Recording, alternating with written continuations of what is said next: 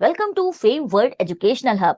Myself, Aishwarya Saxena, and this is the second video in the Java programming playlist. In this playlist, we will be learning Java 19 and all the new trends and technologies and the techniques related to Java we will be covering. This is the second video, and we are just going to talk about Introduction to Java. In the previous video, I talked about Introduction to Language. I hope you have already watched that video. Today we will be comparing Java with other programming languages.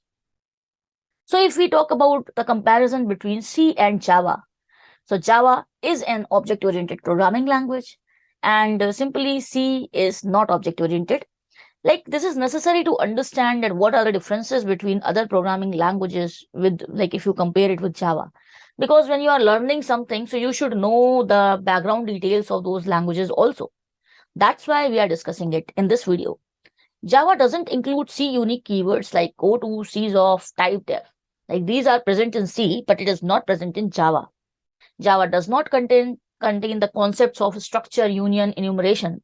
Struct, union, and enum keywords are present in C language, but they are not present in Java. Java does not support explicit pointer type. That means pointers are actually not supported in Java. The concept of pointer is present in C programming, but it is not present in Java. It does not have the concept of preprocessor directives also. So hash include stdio.h, hash include conio.h, which we use in C programming, that is actually not present in Java. Java does not support the mechanism for defining variable arguments to functions, and it does not require functions with no argument to be declared with empty parentheses. We do not use the void keyword there. Okay. So Java is quite different from C language. In the C language, the object-oriented programming concepts are not present, whereas in Java, object-oriented programming concepts are there. So when we create a code of Java, we start with class keyword, which is actually the OPS concept. But in C language, that is not present. And I have already talked about these points, which you can see on the screen, that what are the different keywords which are present in C but not present in Java.